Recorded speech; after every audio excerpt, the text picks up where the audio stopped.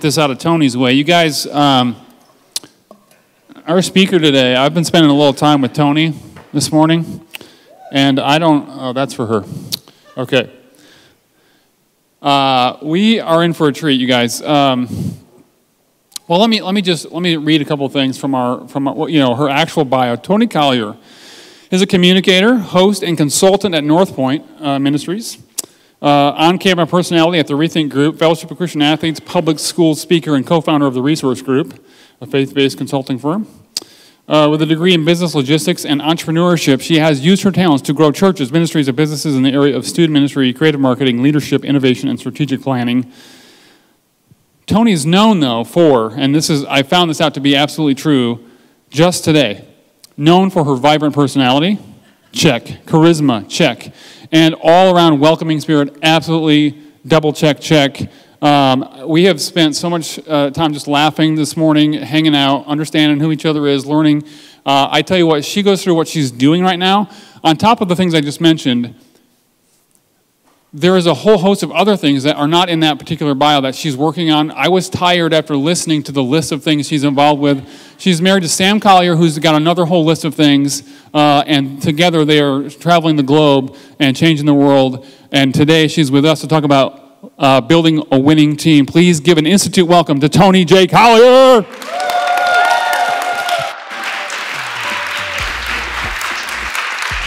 Oh, I get like a background music popping here. I'm so excited about that. You guys stood up. Come on. What are y'all doing? Well, man, listen, I'm so super excited to be here with you guys. As Andy said, in the past 24 hours, we have had a lot of laughs. I have had a lot of food, and I feel great about that. I don't know if anyone had that cookie. Anybody have a cookie? Raise your hand up high if it just hit a taste bud. Yeah, that was something special. Little bits of Jesus living in those things.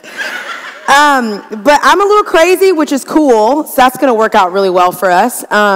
Andy, if you can, give me like a 5-minute marker for the 35 minutes, because I also love to talk. I'm originally from Houston, Texas, but I live in Atlanta, Georgia now, but I kept my area code because I'm like Texas proud. I've been praying about that pride thing, so that's been pretty cool. But I'm so excited. Andy and I talked maybe a couple months ago about this topic. I love to talk about brokenness. I love to talk about leadership, but Andy really said that building a winning team here was something that could really hit everyone in a really special way, from building volunteers to building staff, et cetera, et cetera.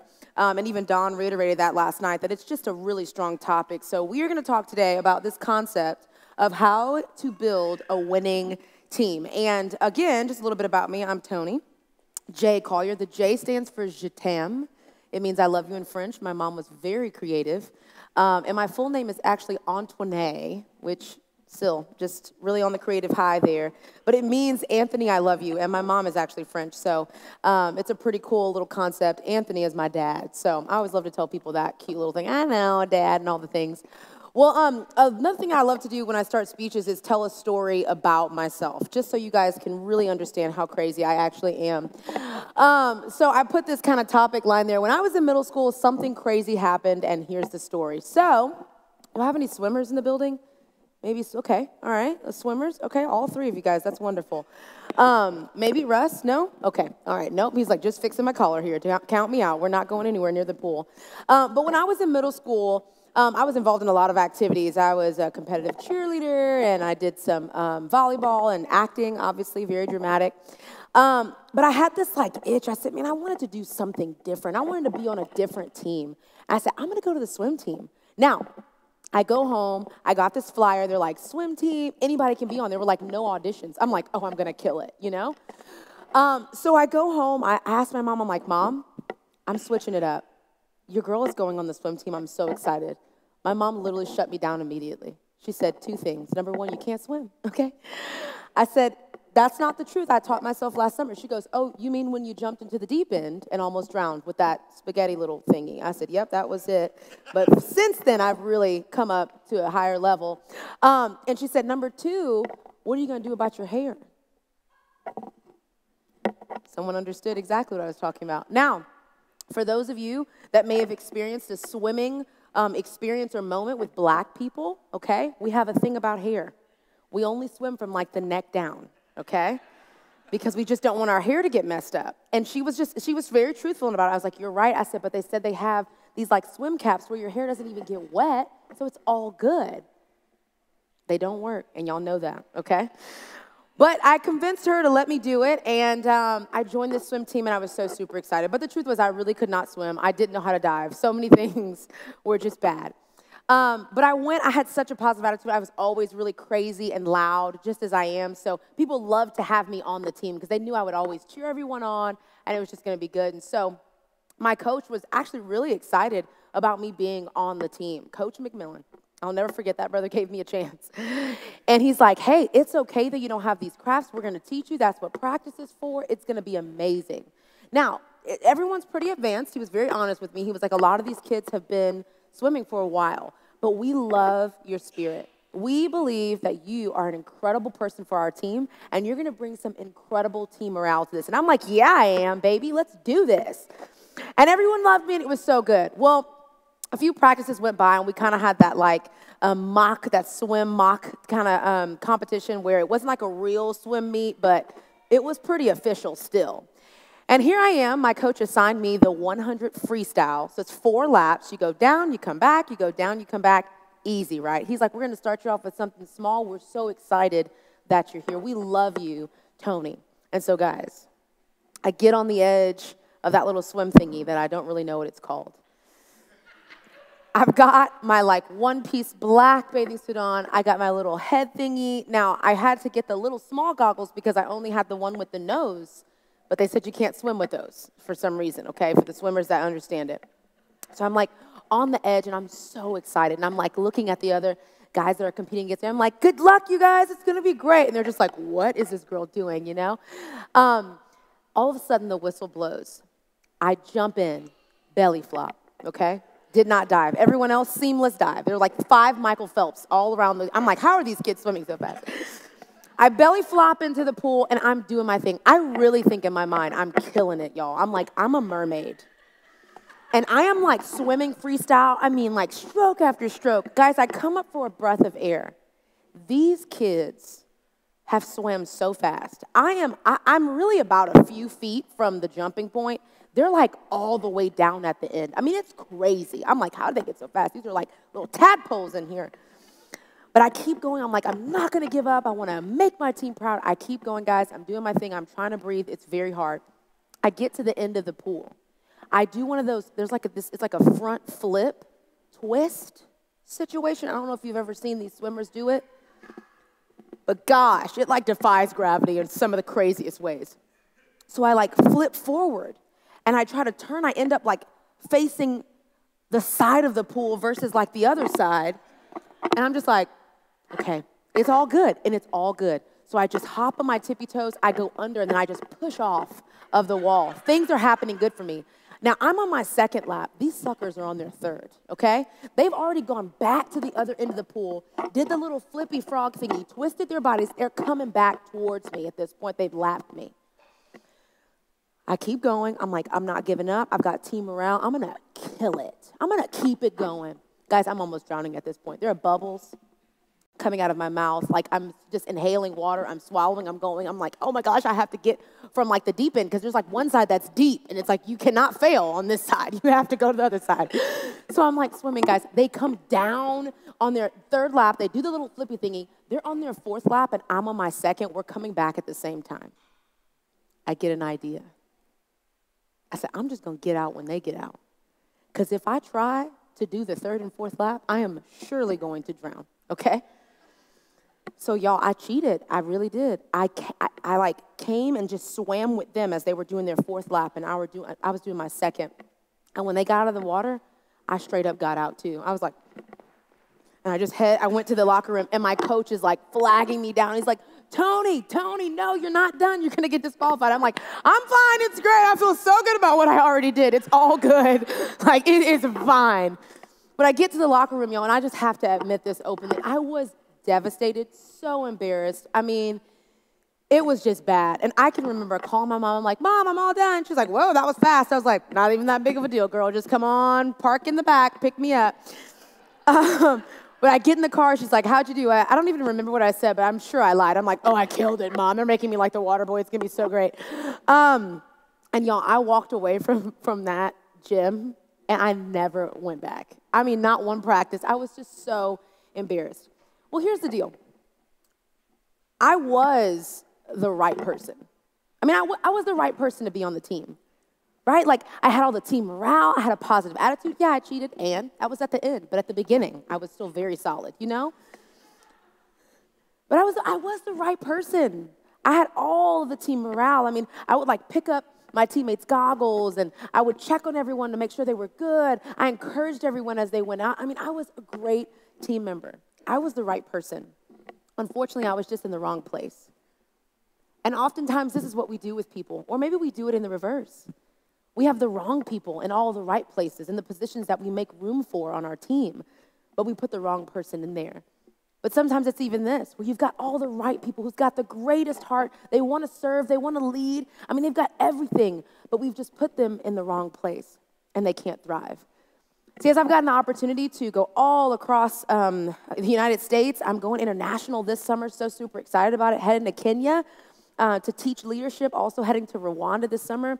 As I've gotten to explore, though, these different leadership environments, and for those of you that don't know my entire story, I started off in the African-American church, but when I was younger, I grew up Catholic, which was totally different. But I went to the African-American church, I became a youth pastor, then I became a creative marketing director, spoke to students across Georgia, across the U.S., and then I transitioned into North Point Ministries, which is a predominantly multicultural, white-influenced ministry.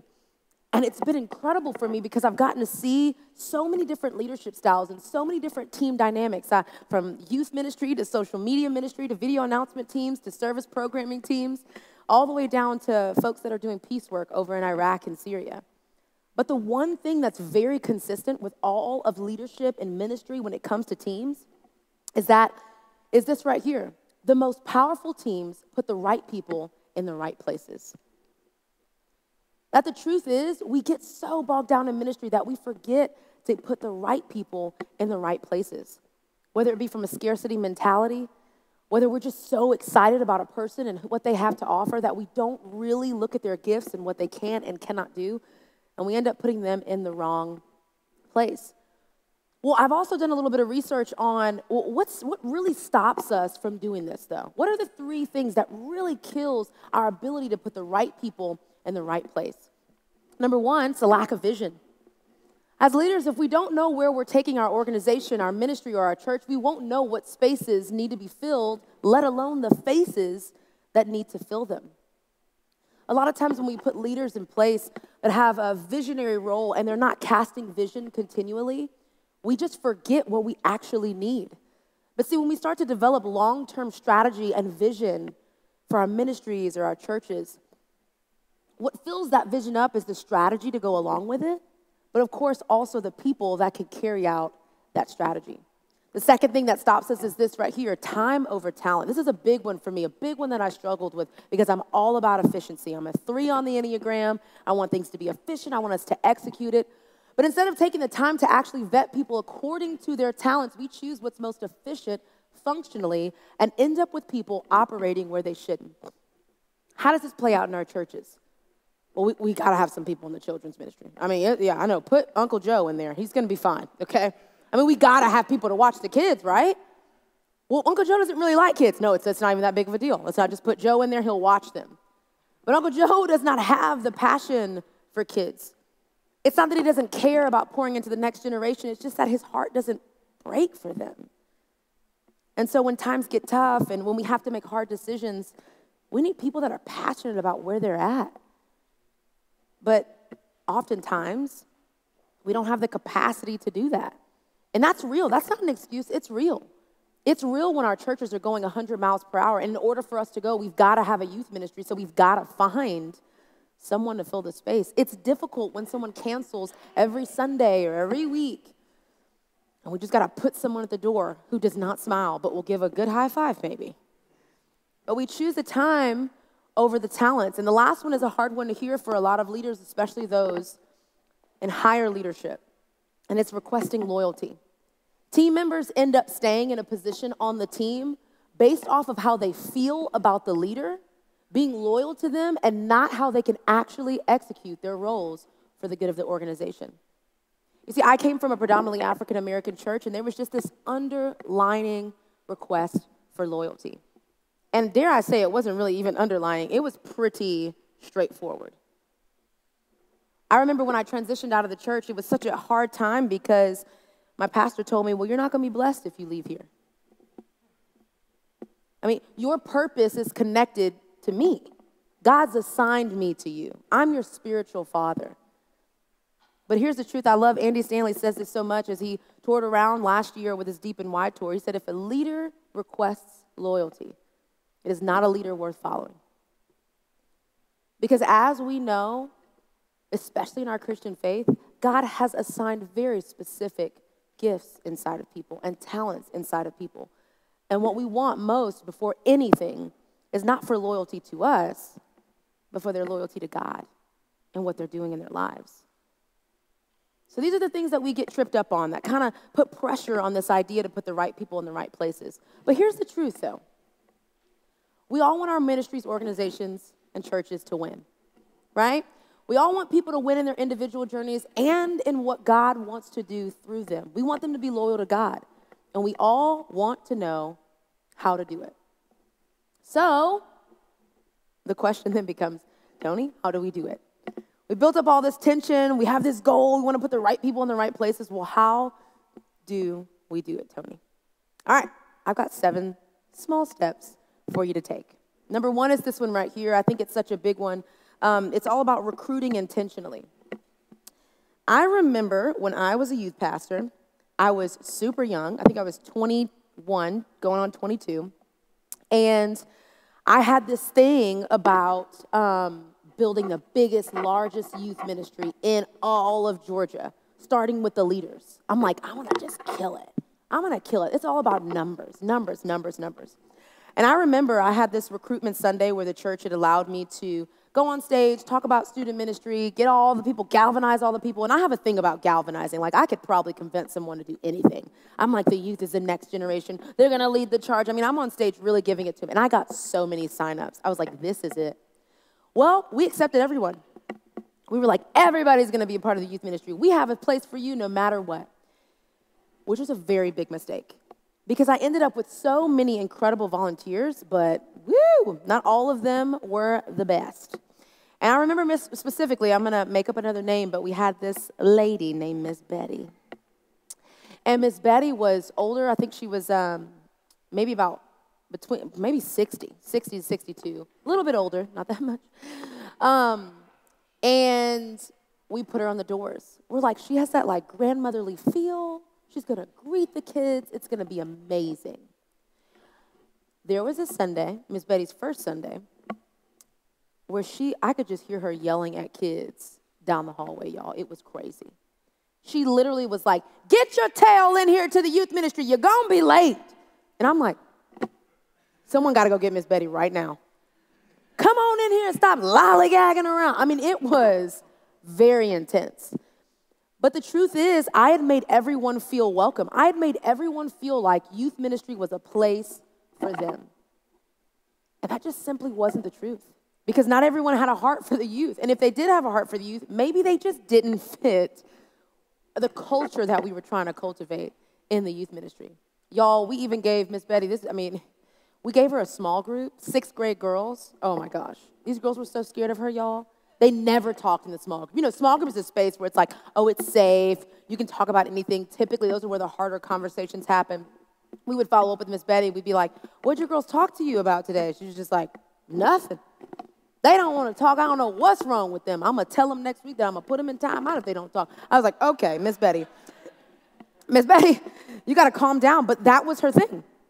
Another thing that I led in youth ministry early on, or in ministry early on, was my social media ministry.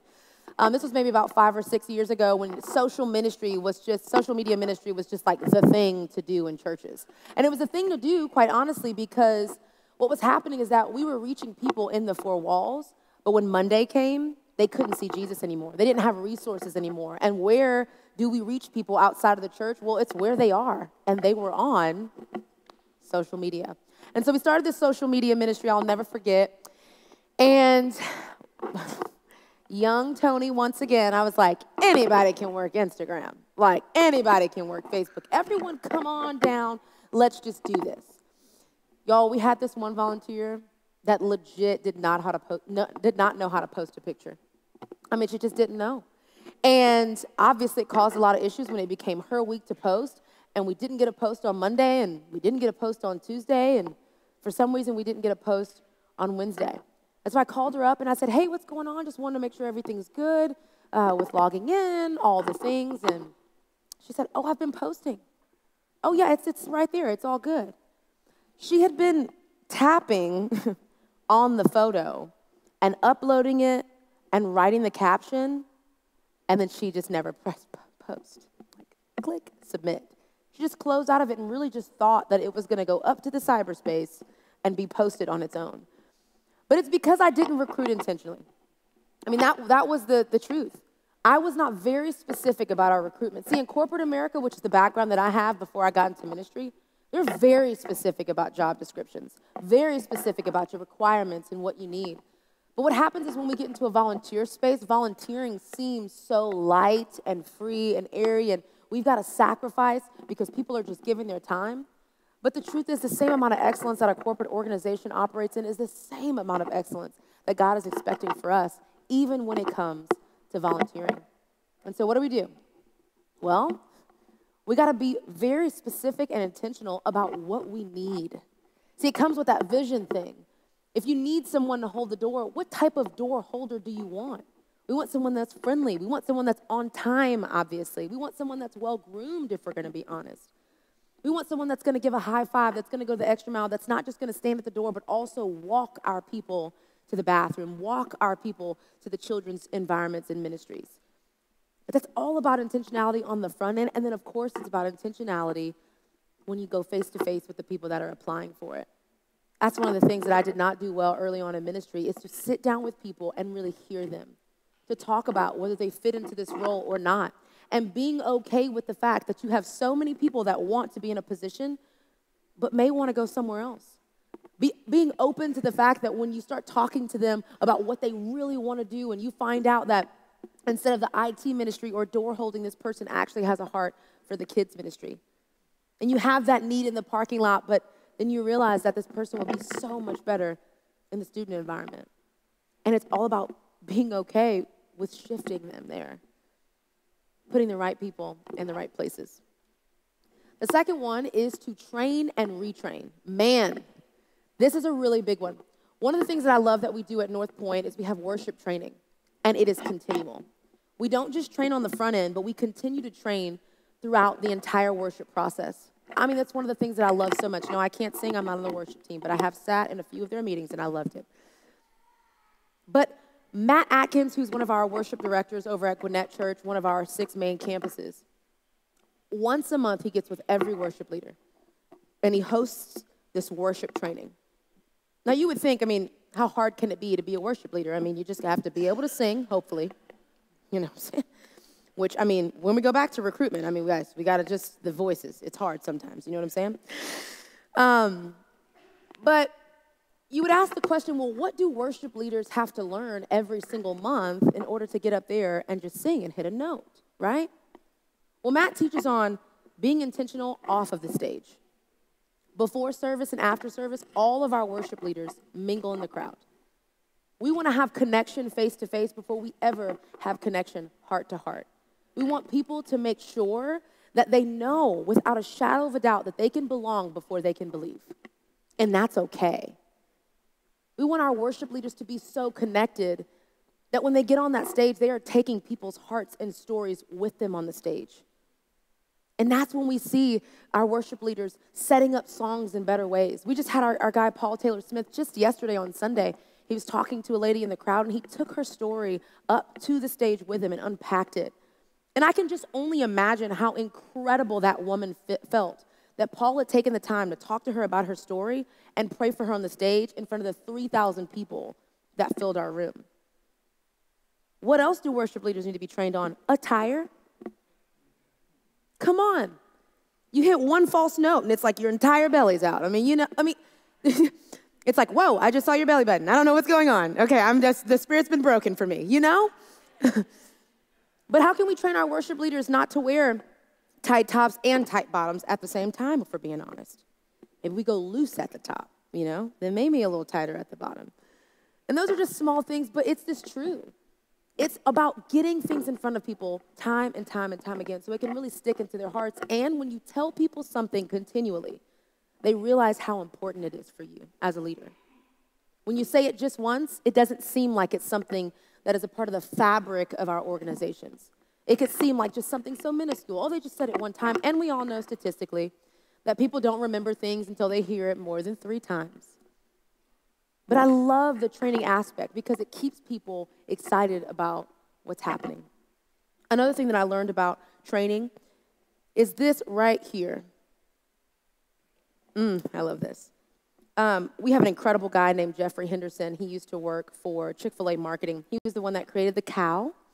And then we recruited him, thankfully, to North Point, which was really cool. He planted our church, one of our largest campuses, Buckhead Church, and then he went and did it again at Gwinnett Church. And he just did it again with a Gwinnett Church partner church. He's incredible. So 3 campuses in the past 10 years, totaling 7,000 to 8,000 members. He is just an incredible guy. Well, for our guest services team, who we do a quarterly training night for, we keep this image in their head, or this saying in their head. It is, every Sunday is someone's first Sunday. And so I'm sure if you're a sports buff in here, you have seen, like in the NFL, that sometimes when they go out of the locker room onto the field, they tap a certain emblem or a certain quote, right? Well, for us on Sundays, what we do for our volunteers, for our guest services volunteers, is we have this, button right by the guest services team that says every Sunday is someone's first Sunday.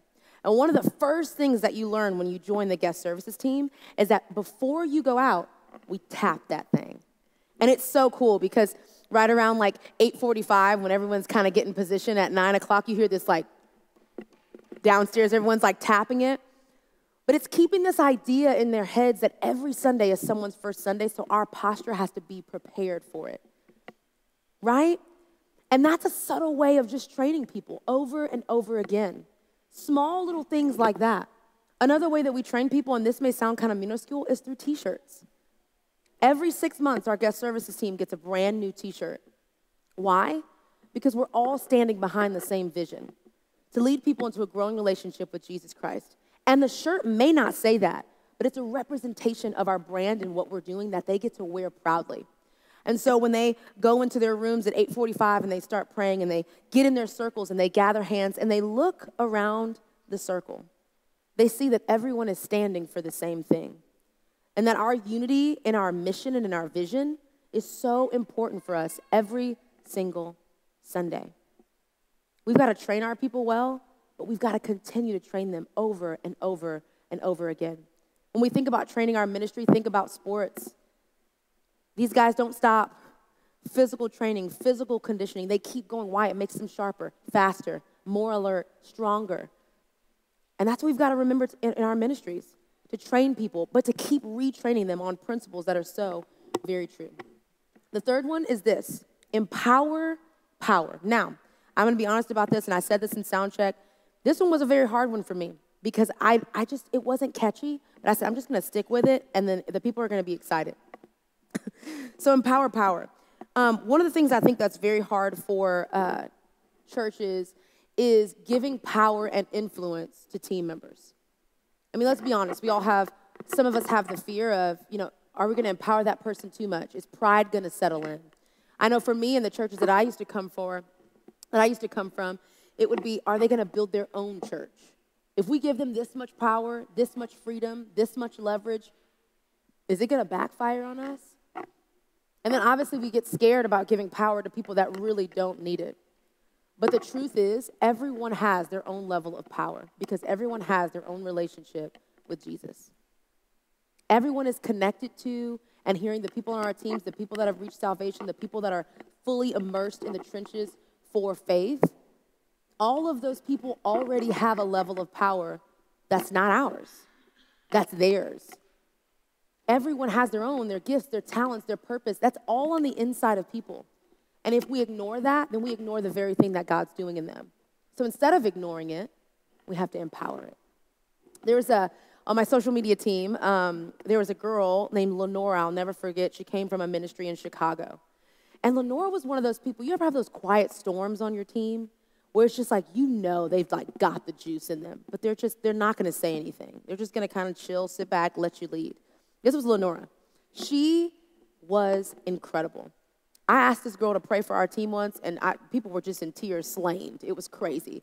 But no one ever knew it was in her because she would never be the first one to assert her power. I remember sitting in my office with Lenora as I was transitioning out of social media ministry, and I'd set the team up. I love setting stuff up and just kind of delegating and leaving it there. I love that. And I remember going to her and saying, Lenora, I think that it is time for you to lead, to take this social media role.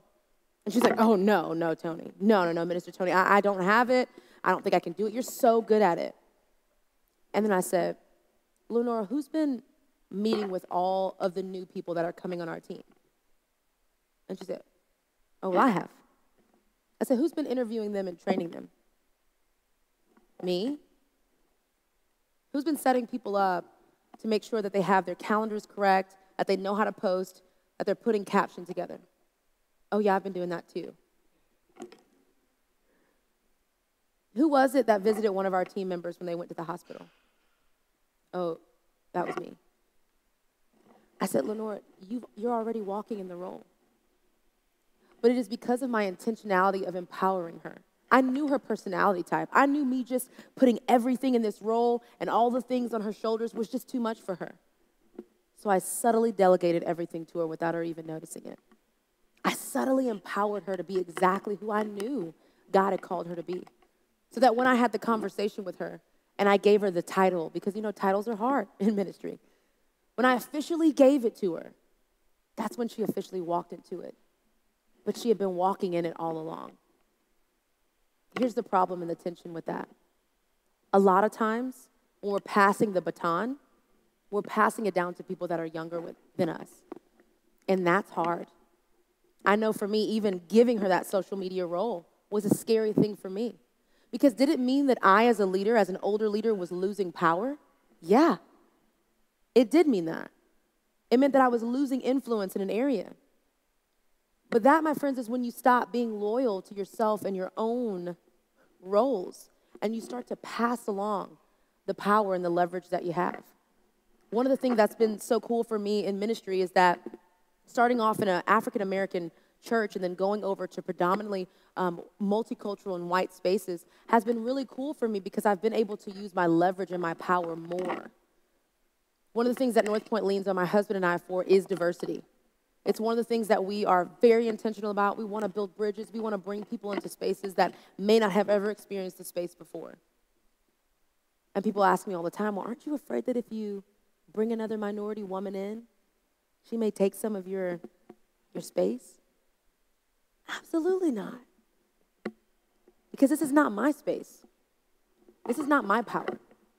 This is the influence and power that God has given to me, that has allowed me to have for just a little while. The best thing that I can do for people, the best thing I can do for the people that I'm connected with, is to empower other people to come into the space and use their power. How are we doing that on our teams? What types of conversations are we having? Are we just training from a distance? Are we just kind of letting people stay in their place because we appreciate and like and enjoy the power that we have? Or are we leveraging our power so that other people can step into places of influence as we are? Are we moving forward but also reaching back and pulling other people along with us? Are we creating strategy to do that? One of the things I said this morning and talked to Don about last night is that there are a lot of topics that are so sexy. Diversity, sexy. Peacemaking, sexy. This topic right here, building a team, expanding our church, it's all so great. But these topics, without strategy, they don't work. If we are not intentionally putting into place opportunities for people to step into and grow into their roles and start to access the power that's in them and gain more influence, then it just won't happen. Then we'll look around our ministries and our churches and everyone will be the same age. Everyone will be the same color. Everyone will have the same demographic and background. if we don't get intentional about leveraging our power. It's a big deal. My parents have a church. We grew up Catholic. When I was there were maybe 300 members, maybe 75 youth. There are 50 members now, and maybe just a few youth. And it's simply because someone did not empower the next generation to take their place. We got to empower every time. Our next one is to listen well. Man, that's a big one. I put down here in my notes, I said, if you want to know what your team needs, just listen, because they're already telling you. They're already saying it to you. They're telling you exactly what you need. I remember our video announcement team. I was over strategic service programming. We had this video announcement team, and I was so excited about it. I was like, I'm going to build a team of the best broadcasters and broadcasters in the land. I always have like big goals, as you can see. And I brought the team in. I typed out the script. And I was like, all right, I put them in front of a camera. This is what you wear. This is what you do. This is what you don't do. Go for it.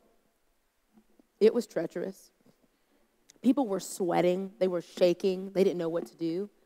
And it's because I really wasn't listening to them. I mean, time and time and time again, they came into the room and they were like, okay, what do I say? Okay, all right. And I was just like, what is just going on with these people? And they would say subtle things like, man, I really wish I had this script maybe like a week prior. Oh, man, what's those things called? Like a teleprompter would be really cool. And I'm like, all right, come on, let's do this. All right, next announcement. And I was so focused about getting the job done that I wasn't listening to what my team actually needed.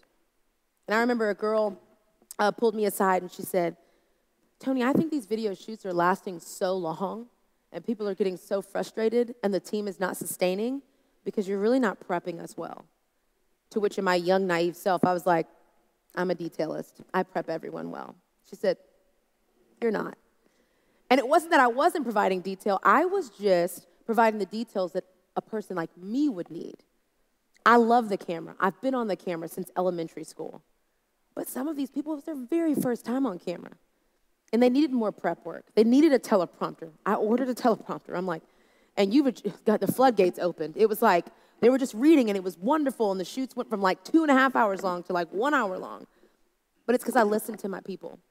See, a lot of times in leadership, what happens is that we get up so high and we're so focused on what we're doing and what we have to execute, and we're marking off to-do lists and we're marking off checklists that we forget to come back down to the very people that need us to listen. This door is creaking every time we open it. Every time we enter, someone enters into the church, it's creaking. But if we're staying at the top, and we're not walking around to see what's happening with our volunteers and asking intentional questions like, what can I do to make your job better? What can I do to help you love what you do? One of the things I love to say that I've been saying for a while now is, does that make sense? I'm sure a lot of people in this room have said that. You gave this whole spiel and your team is like, yes, let's do it. And you stop and say, but does that all make sense? Does anyone have any questions? And of course, we've got the servants or the people that's like, no, we're fine, we're servants. But if we value people, then we'll start to walk amongst them and really see what's going on. Because a lot of times people do have great hearts, and they aren't going to ask for anything. But if we create a culture, which I'll talk about in just a moment, where people are open to asking questions, open to requesting the things that they need, our entire ministries will flourish. The reason our video announcement team turned around completely, and the ripple effect of that having on us as a ministry, our video announcements got better. People had smiles on their faces. They weren't like, hey, welcome to the church. I mean, it was just weird. People started watching our video announcements more. They became a little shorter because the content was very clear and streamlined. People started to understand the announcements. They started coming to events more. I mean, this ripple effect of me literally listening to the people that were serving the church. Essentially, it was me serving them so that I can serve our ministry well. Well, we can't just listen well. We have to lean in as well. Yesterday, I'm so glad I have this story. Just yesterday, we had a guy come to church, and he was asking our guest services teams just this question. And no one can answer him. And he's kind of bouncing around a little bit, and he's obviously getting a little frustrated. And so someone then goes, oh, Toni can answer your question. I was like, what? I just got off stage. I don't know what was going on. So this guy comes up to me. His eyebrows are furrowed just yesterday. And he says, I have a very serious question I need to ask, and no one seems to know the answer. I said, okay, let's talk about it. He said, I've been with the United Methodist Church for 20 to 30 years. I'm not sure if you're familiar with the announcement that was made this past Tuesday. But the church is kind of beginning to exile or not allow the LGBTQ community to have a role, a space in the ministry. And the guy's eyes are just tearing up. And he's like, it broke my heart because I didn't think that's what we stood for. And I came here and I tried the church out and I like it. I like what you guys have to offer, but I can't take another step forward unless I know what you guys believe here. Do you believe that those people are not welcomed here? And I was taken aback. I mean, I just was not expecting that deep of a topic here, guys, you know? And I could have just been like, oh, let's just let someone else answer the question. Let me get you a card here. I don't know what to say. But I leaned in. And I said, you know what, I'm so sorry that you experienced that.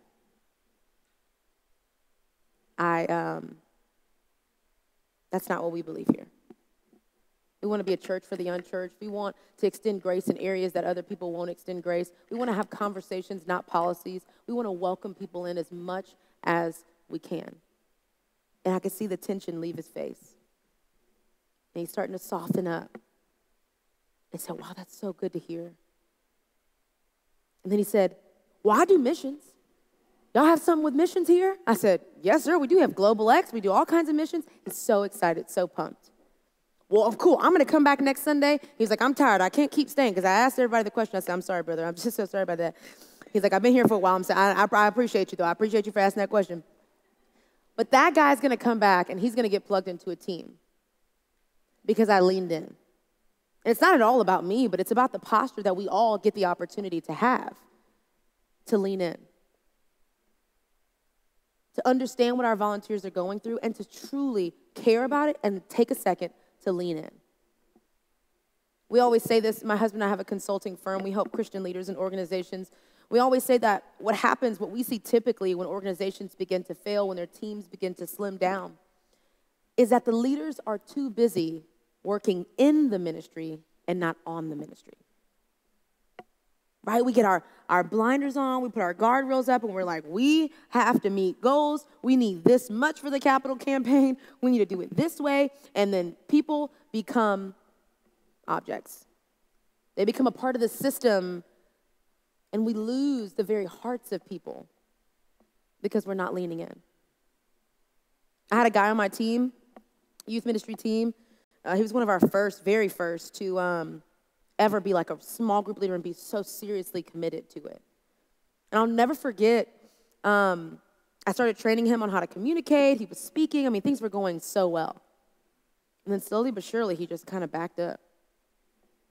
Just backed up out of the ministry.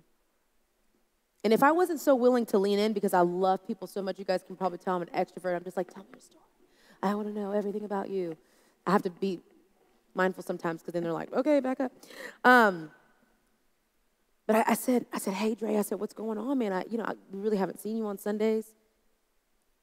I said, do you mind sharing with me? You don't have to, but I would love for you to. He said, my wife's got a little issue with the ministry. I said, okay, let's talk about it. He said, well, she's a nurse. She was on the care and support ministry, or she wanted to be on the care and support ministry, and she filled out a card, and no one ever got back to her.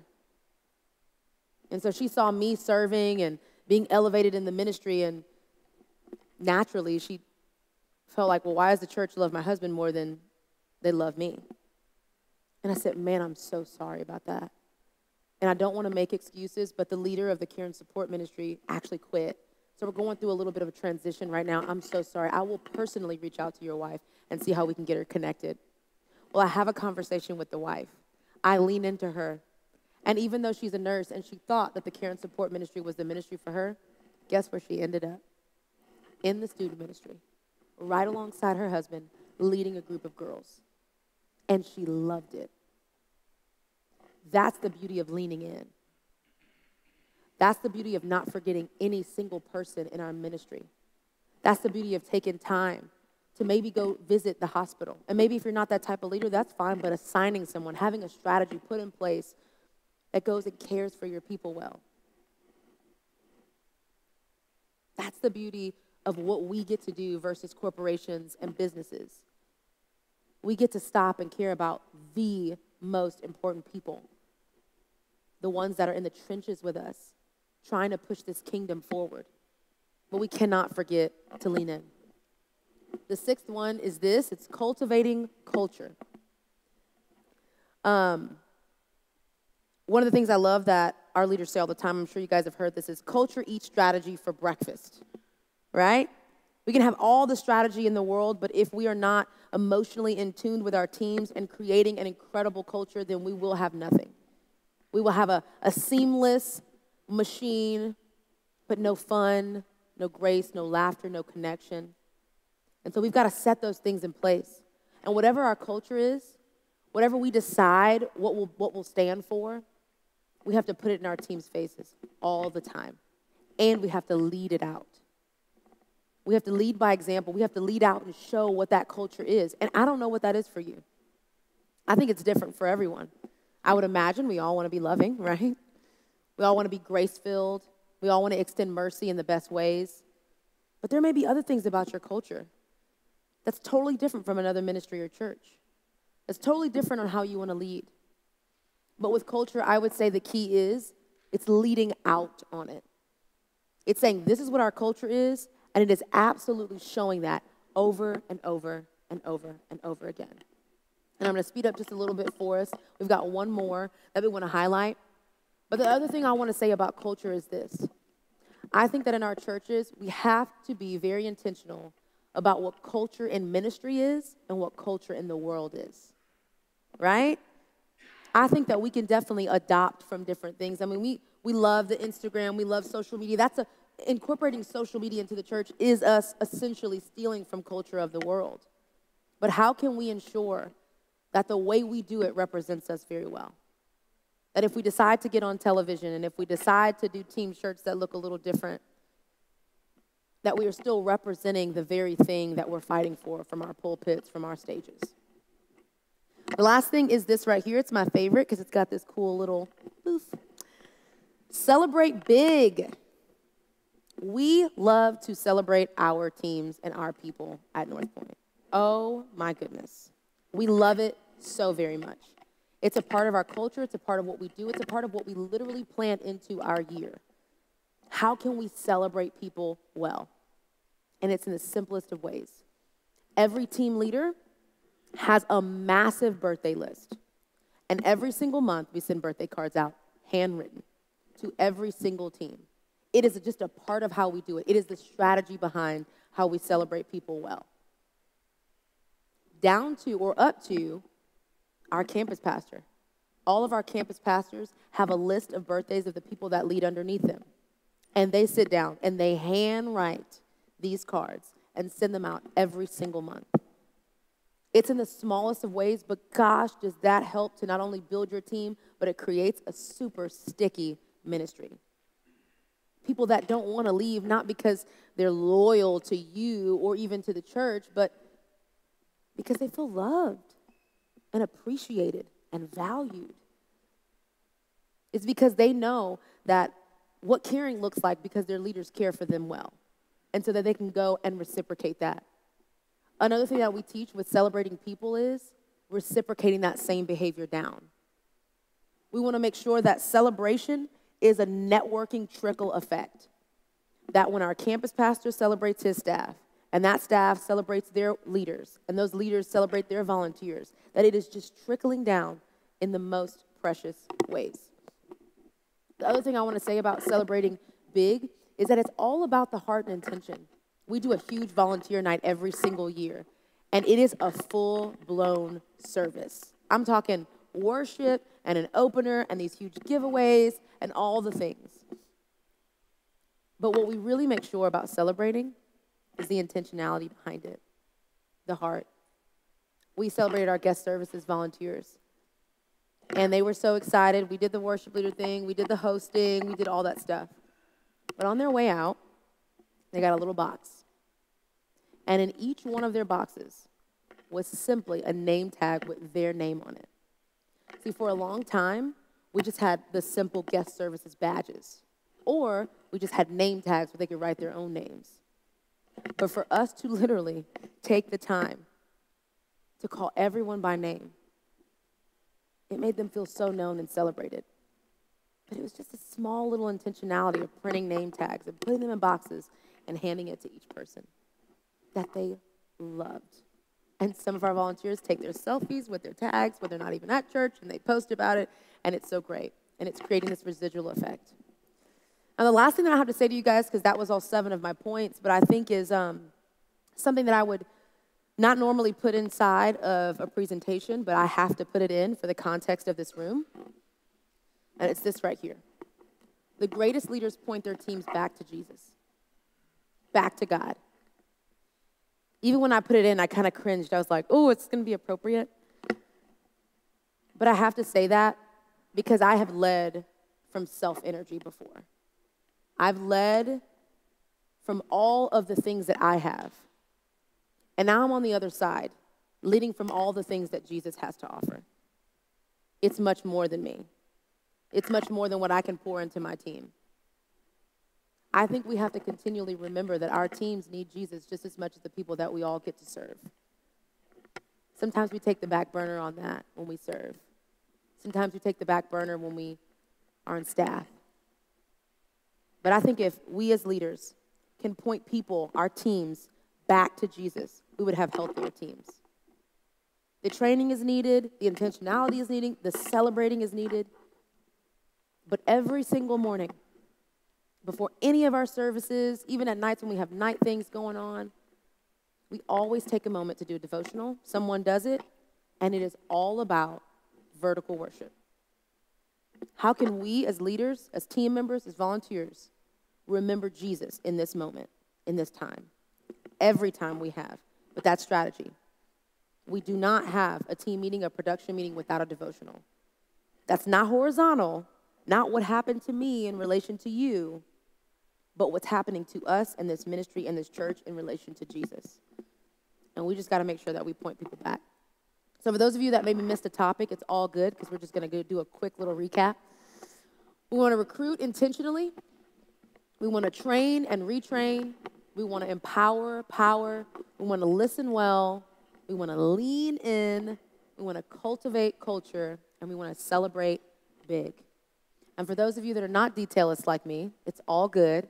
Big picture statement. We're going right back to it. It's this right here. The most powerful teams put the right people in the right places.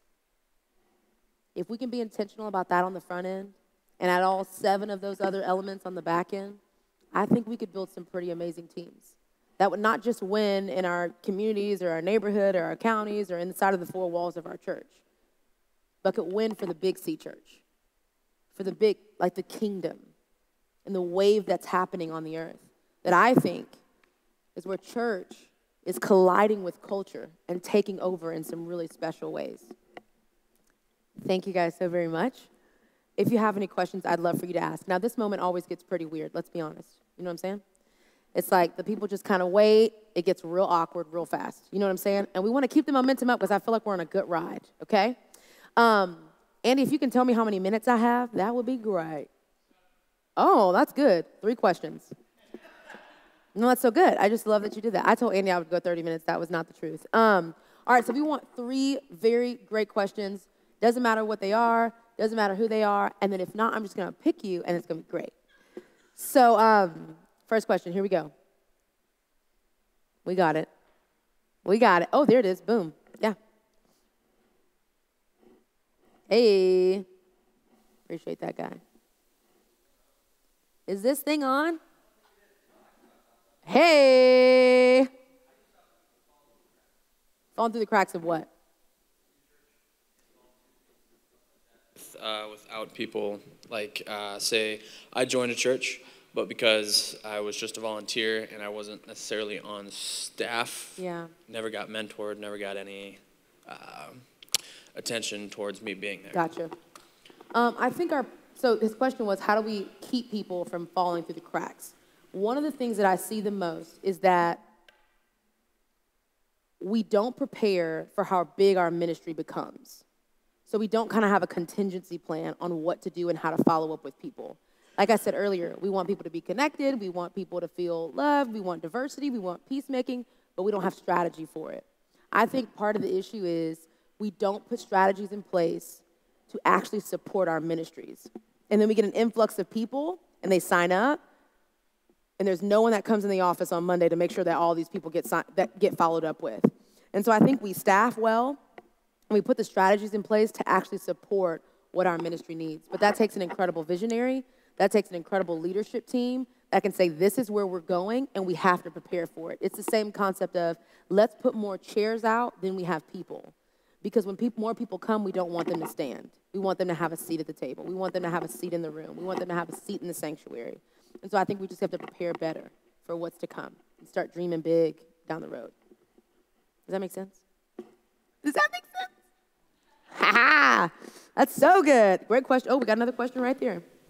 Yeah, my question is what do you guys, so if you're in a church situation and you have the wrong person in the wrong place already, so like we've been talking about like putting the right person in the right place. Yeah. Like, how do you go about either replacing that person when they can be pretty confident about like this is where they're supposed to be, or how do you like, what do you do in that situation if you guys have like misplaced somebody in that? Yeah. I think this situation looks different all the time because it all depends on where the people are at. One of the things that I heard early on was if people aren't in the right places, they're going to naturally fall off if you don't catch them first. A lot of people don't want to say anything about being in the wrong place. They just kind of want to endure, and then the burnout effect happens. Me and Don talked about that. And it just kind of trickles down. It's just like, oh, it's over. I think we catch it on the front end, and it's the type of conversations we're having. Who's familiar with the sandwich method? No? Okay, Andy and me. Great. This is perfect. Sandwich method of talking. It's all about leaning into conflict and talking about it in a really good way. And I'm pretty dramatic, so I need the sandwich method done to me very well.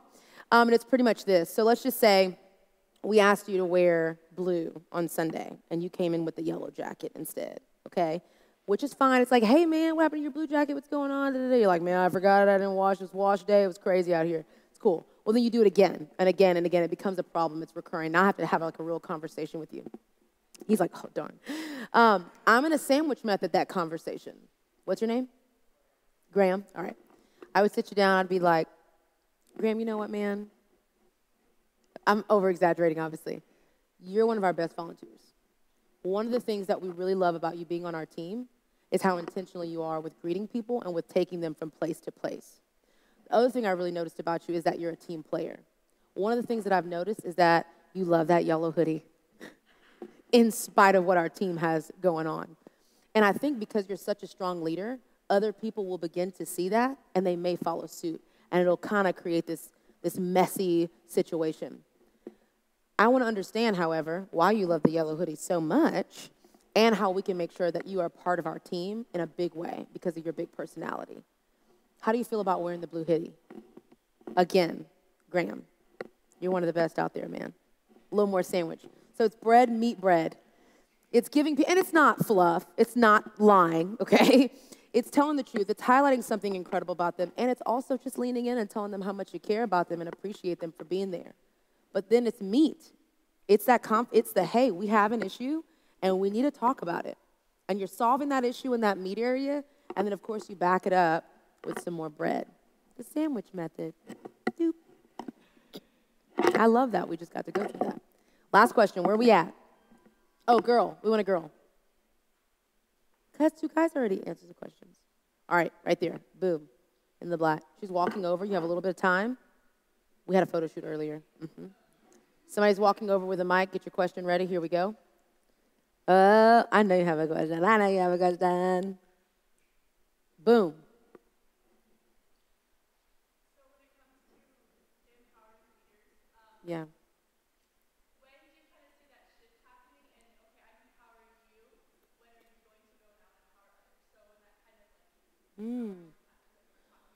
Yeah, so when I just want to make sure I understand the question. So when you have been training and leading people and they get into a leadership role and now it's time for them to then go and pour into more people? Is that the question? Yeah. I think it's case by case as well.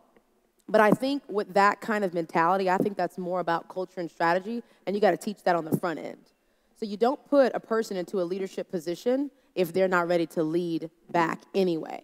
So I would teach that on the front end and say, just as I'm empowering you right now, you got to do the same thing. Who do you have in mind? Before you even get in this position, who are you thinking about that you want to pour back into? Who you want to reach back to? And if you don't have anyone, let's talk in the next 3 months and figure out who that next person is. But you catch all that stuff on the front end so that you're continually building and cultivating the culture that says we lead and then we pour back in. Does that make sense? That makes sense. That's so funny. Anyone else as Andy is walking to the stage? We did it. Yay. Come on, Andy. Toni, give it up for Toni J. Yes, that was awesome.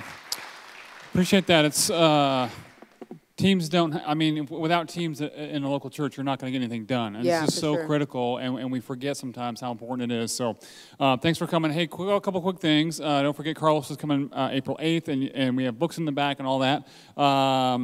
Our students in the Ministry Honors Program have an opportunity to hang with Toni J afterwards, after we get a couple things done here. And that's the other thing is, if you have time as a student to help us out, tear down and get things cleaned up, that would be amazing. We need your help. And other than that, we will see you April 8th. Thanks for coming, everybody.